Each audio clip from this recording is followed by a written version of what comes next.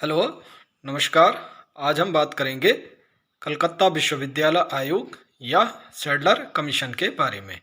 आगे बढ़ने से पहले एक रिक्वेस्ट है कि यदि आपने अभी तक चैनल को सब्सक्राइब नहीं किया तो सब्सक्राइब कर दीजिए, और साथ में बेल आइकन को भी ज़रूर दबाइए, जिससे कि मेरे आगे आने वाले वीडियो आप तक पहुंच जाएं। सैडलर आयोग या कलकत्ता विश्वविद्यालय आयोग भारतीय विश्वविद्यालय अधिनियम 1904 की कार्यप्रणाली के परिणामों का आलोचनात्मक और विस्तार में अध्ययन करने के लिए 1914 में एक आयोग की नियुक्ति का प्रस्ताव किया गया था, लेकिन प्रथम विश्व युद्ध के कारण उस पर काम नहीं हो सका। इसके साथ साथ 1913 ईस्वी को शिक्षा संबंधी नीति का पालन करते हुए भारत में विश्वविद्यालयों को स्थापित किया जाने लगा था और काशी हिंदू विश्वविद्यालय जो कि 1916 में बना और 1918 में ओस्मानिया विश्वविद्यालय का स्थापना की गई। आयोग की नियुक्ति कब की गई? 14 सितंबर 1917 को सर माइकल सैडलर की अध्यक्षता में भारत सरकार द्वारा कलकत्ता विश्वविद्यालय आयोग की नियुक्ति की गई और इसको सैडलर आयोग इसीलिए कहा जाता है। कलकत्ता विश्वविद्यालय आयोग में जो भारतीय सदस्य थे वह थे लीड्स विश्वविद्यालय के कुलपति सर आशुतोष मुखर्जी, डॉक्टर जियाउद्दीन अहमद और प्रोफेसर रेमजे म्योर। आयोग का कार्यक्षेत्र क्या था? कोलकाता विश्वविद्यालय की अवस्था और भावी आशा की जांच करना, उसकी समस्याओं के समाधान के लिए रचनात्मक सुझाव देना।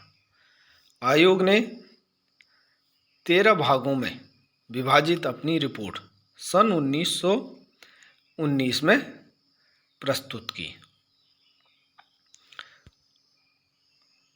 आयोग की जो सिफारिशें हैं वह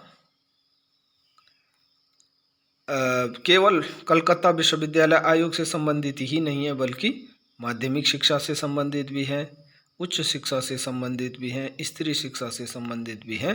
तो हम एक एक करके अध्ययन कर लेते हैं। पहला है माध्यमिक शिक्षा से संबंधित सिफारिशें।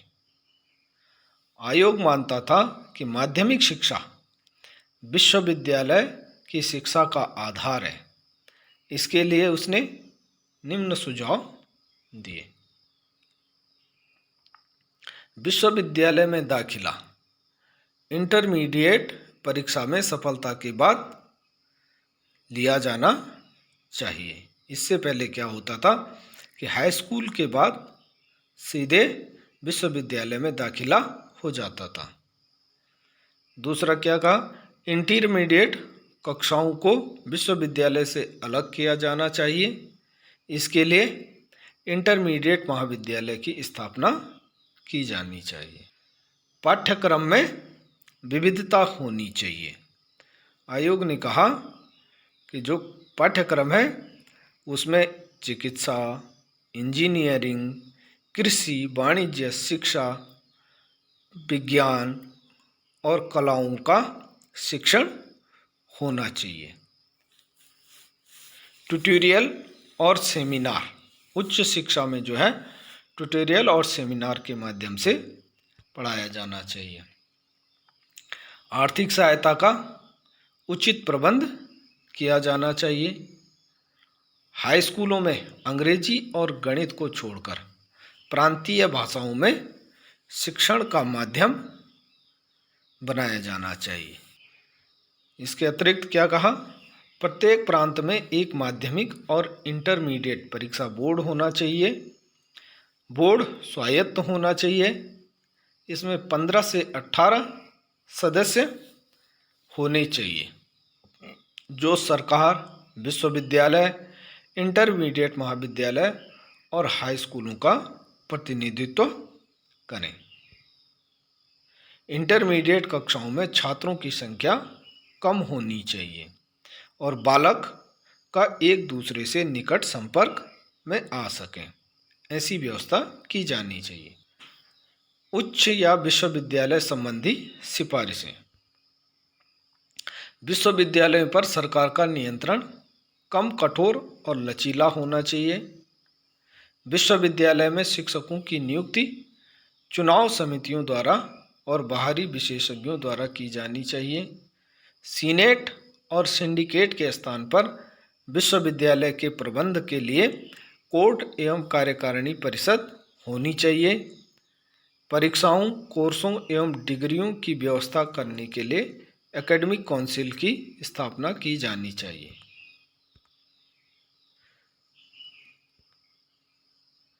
डिग्री कोर्स की अवधि 3 वर्ष होनी चाहिए।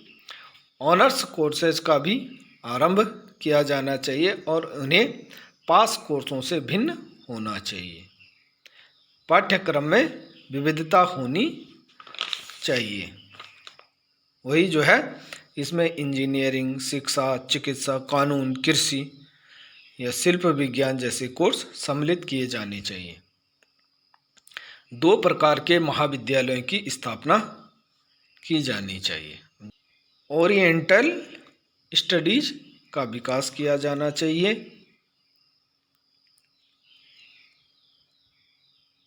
मुस्लिम शिक्षा को प्रोत्साहन देने की बात की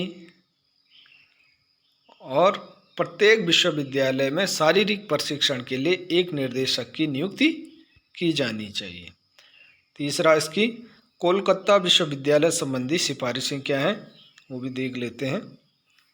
कलकत्ता विश्वविद्यालय में छात्र संख्या में अत्यधिक वृद्धि होने के कारण ढाका में एक एकात्मक शिक्षण विश्वविद्यालय की स्थापना की जानी चाहिए। कलकत्ता शहर के शिक्षण संसाधनों का पुनर्गठन किया जाना चाहिए। नए विश्वविद्यालय केंद्रों की स्थापना की जानी चाहिए। इससे क्या होगा कि कलकत्ता विश्वविद्यालय का भार हल्का हो सकेगा। स्त्री शिक्षा के संबंध में भी आयोग ने अपनी सिफारिश की है। उसके लिए उसने कहा कि पर्दा विद्यालय की स्थापना की जानी चाहिए कि जिससे कि अगर कोई माता पिता 15-16 साल तक अपनी लड़की की शिक्षा जारी रखना चाहता है तो वो इन विद्यालयों में अपनी लड़कियों को पढ़ा सकें। सह शिक्षा को प्रोत्साहन दिया जाना चाहिए। महिला शिक्षिकाओं के लिए प्रशिक्षण की व्यवस्था विशेष रूप से की जानी चाहिए। स्त्रियों के लिए चिकित्सा कोर्स का प्रबंध होना चाहिए। साथ में ही कहता है स्त्री शिक्षा बोर्ड का निर्माण किया जाना चाहिए। अब शिक्षकों के प्रशिक्षण के संबंध में आयोग ने क्या सिफारिश दी? इंटरमीडिएट एवं बीए की कक्षाओं में एजुकेशन विषय को एक अध्ययन का विषय बनाया जाना चाहिए। कोलकाता और ढाका के विश्वविद्यालय में शिक्षा विभाग की स्थापना की जानी चाहिए। प्रशिक्षित शिक्षकों की संख्या में वृद्धि की जानी चाहिए। प्रौद्योगिकी शिक्षा के संबंध में आयोग की सिफारिशें। Inclusion of applied science and technology. विश्वविद्यालय के कोर्स में व्यावहारिक उपयोग संबंधी विज्ञान और शिल्प विज्ञान को शामिल किया जाना चाहिए। Awarding degrees and diplomas. सफल छात्रों को डिग्रियां और डिप्लोमा प्रदान किए जाने चाहिए। व्यावसायिक शिक्षा संबंधी क्या सिफारिश है उसकी? व्यावसायिक कोर्सों को आरंभ किया जाना चाहिए। Revision of courses of intermediate colleges. Intermediate महाविद्यालयों के कोर्सों की पुनर्जांच की जानी चाहिए और उन्हें व्यावसायिक आधार दिया जाना चाहिए। Inter university board. अंतर विश्वविद्यालय बोर्ड की स्थापना की जानी चाहिए। जो विभिन्न भारतीय विश्वविद्यालय हैं उनकी कार्यप्रणाली में तालमेल स्थापित करने के लिए सैडलर ने कहा कि अंतर विश्वविद्यालय बोर्ड की स्थापना की जानी चाहिए। इसके जो गुण हैं, इसके मेरिट्स हैं, एक तो विश्वविद्यालयों की कार्यप्रणाली में सुधार आया। आवासीय विश्वविद्यालय की सिफारिश करने के बाद अलीगढ़, बनारस, ढाका, लखनऊ और पटना में आवासीय विश्वविद्यालय स्थापित किए गए।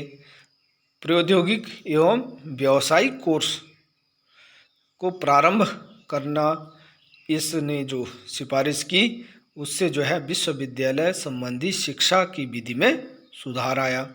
माध्यमिक एवं इंटरमीडिएट शिक्षा बोर्ड स्थापित किए गए।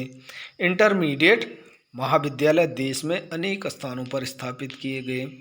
माध्यमिक विद्यालय में वृद्धि हुई। मातृभाषा जो कि हाई स्कूल तक उसने सिफारिश की थी, उससे जो है बड़ा परिवर्तन आया। भारतीय भाषाओं को सही स्थान देने के लिए भी आयोग ने साहसी कदम उठाए थे और छात्रों के हित में शारीरिक प्रशिक्षण की बात पहली बार सामने आई। इसके अतिरिक्त जो आयोग के दोस्त थे वो थे कलकत्ता विश्वविद्यालय की कार्यप्रणाली। ऑक्सफोर्ड या कैम्ब्रिज विश्वविद्यालय के नमूने पर कलकत्ता विश्वविद्यालय की प्रस्तावना जो है व्यवहारिक नहीं थी। नियंत्रण का हस्तांतरित किया जाना, प्राथमिक शिक्षा के ऊपर जो नियंत्रण को शिक्षा विभाग से बोर्डों को हस्तांतरित किया जाना एक अपरिपक्व काम था। असफल प्रयोग, इंटरमीडिएट महाविद्यालयों के क्षेत्र में प्रयोग सफल नहीं रहा। धन्यवाद। आज के लिए इतना ही।